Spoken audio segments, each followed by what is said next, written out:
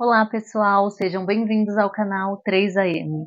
Prepare-se para uma jornada única e assustadora pelo mundo do desconhecido, das lendas urbanas e das histórias paranormais.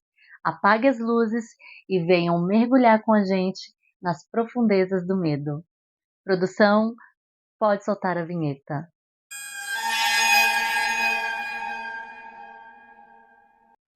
E o caso de hoje é a história real de Stefania Gutierrez, uma adolescente de 17 anos que inspirou o filme Verônica, lançado em 2017. A história se passa em 1991, na cidade de Madrid, quando uma adolescente chamada Verônica decide brincar com um tabuleiro Ouija junto com as amigas. O objetivo dela era conseguir se comunicar com o pai morto, mas ela acaba abrindo as portas para um outro espírito demoníaco que coloca a vida de sua família em risco. O caso aconteceu em Vallecas, um bairro que fica localizado na cidade de Madrid, capital da Espanha. Em um apartamento localizado na rua Luís Marín, morava Stefania Gutierrez Lázaro, uma estudante de 17 anos, juntamente com a sua família. Ela era filha de Máximo Gutierrez e Concepción Lázaro, e tinha 5 irmãos mais novos. E segundo os relatos, ela era quase como uma figura materna para eles. A história começa com o avô da garota, o pai de Concepción. Ele estava internado e bastante doente, sofrendo de uma demência que causava delírios. Antes de morrer, ele teria dito para a neta que ele não tinha conseguido fazer a filha feliz em vida. Então, ele faria isso na próxima. Aparentemente, ninguém levou o que ele disse a sério por causa do seu estado de saúde. Aquele evento impactou a garota, que teria começado a se interessar por ocultismo, fantasmas e outras coisas sobrenaturais. Alguns meses depois, o namorado de uma das amigas de Stefania morreu em um acidente de moto. E ela teve contato pela primeira vez com uma tábua Ouija, utilizada para tentar conversar com o recém-falecido. Para quem não sabe, a tábua Ouija ou tabuleiro Ouija é um artefato místico utilizado para entrar em contato com o mundo espiritual. A versão original é uma tábua de madeira com as letras do alfabeto, números de 0 a 9 e as palavras sim, não e adeus. Além disso, o jogo conta com um ponteiro, uma espécie de prancheta pequena. Para jogar, as pessoas sentam em roda ao redor da tábua e todos colocam o dedo sobre o ponteiro. Após isso, perguntam se há algum espírito no local. E caso tiver, o ponteiro se mexe até o sim. A partir de agora, os jogadores podem fazer qualquer pergunta e o espírito responderá levando o ponteiro para as letras, formando as palavras. Para terminar o jogo, você precisa pedir permissão para sair. E caso o espírito permita, você deve levar o ponteiro até o adeus. Segundo as regras, você nunca deve jogar sozinho ou se despedir do espírito. Caso contrário, você será assombrado por ele. Stefania, juntamente com mais 2 amigas, resolveram fazer uma sessão de evocação de espíritos na escola onde estudavam. Para isso, elas usaram uma tábua Ouija e um copo. Acontece que, quando elas estavam no meio da sessão, foram pegas por uma professora, que quebrou a tábua no meio.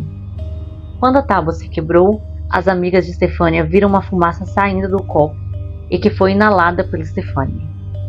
Nos dias seguintes à sessão, Stefania começou a sofrer de insônia, alucinações e crises epiléticas. À noite ela dizia que via formas humanas sem rosto e cobertas por um manto. A filha começou a se comportar como um animal, fazendo sons estranhos e andando de 4 pela casa. Seus pais a levaram a diferentes hospitais, mas nenhum médico conseguiu diagnosticar nada de anormal. No dia 13 de julho de 1991, Stefania atacou a sua irmã, Marianela. Depois do ataque, ela caiu no chão com espuma saindo de sua boca. No dia seguinte, ela ficou inconsciente e foi levada para o hospital Gregório Maranon, onde entrou em coma e posteriormente faleceu. O laudo do legista colocou a causa da morte como morte súbita, mas colocou uma observação de morte suspeita. Posteriormente, foi teorizado que ela sofria de epilepsia e de surtos psicóticos. Após a morte de Stefania, as coisas ficaram ainda pior no apartamento da família Gutierrez. A mãe de Stefania passou a ouvir a voz da filha pelos cômodos, assim como a risada de um homem idoso. Vidros quebravam, objetos mudavam de lugar, cômodos esfriavam sem explicação e as portas abriam e fechavam sozinhas.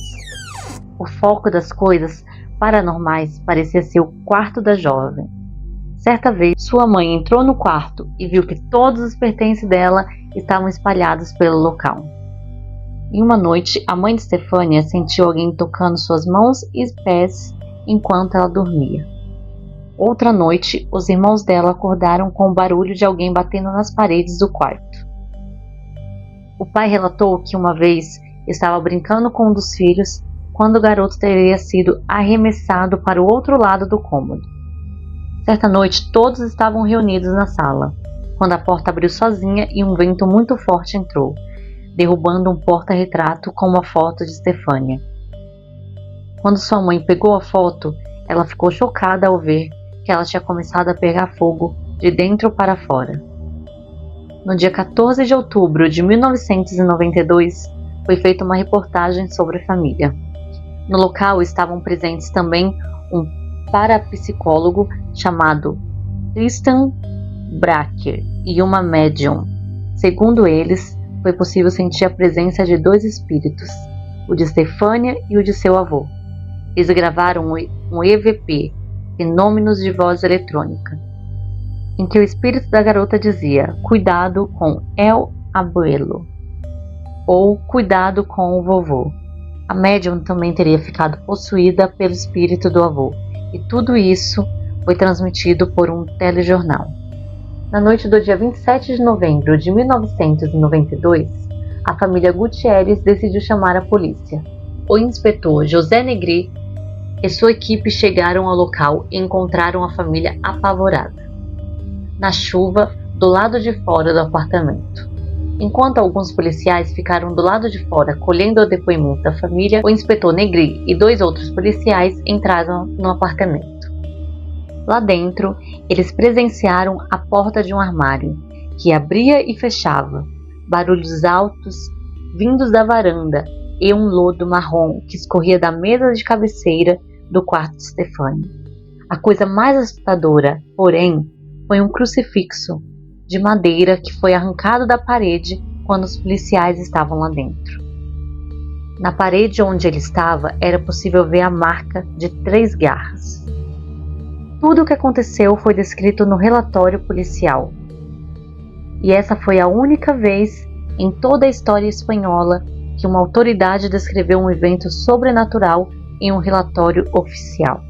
Pouco tempo depois disso, a família Gutierrez vendeu o apartamento e se mudou. E os eventos paranormais pararam. E esse foi o caso de hoje. Espero que tenham gostado. E não esqueça de deixar seu like, comentar e compartilhar, pois o seu apoio é muito importante para o crescimento do canal. Nos vemos nos próximos vídeos.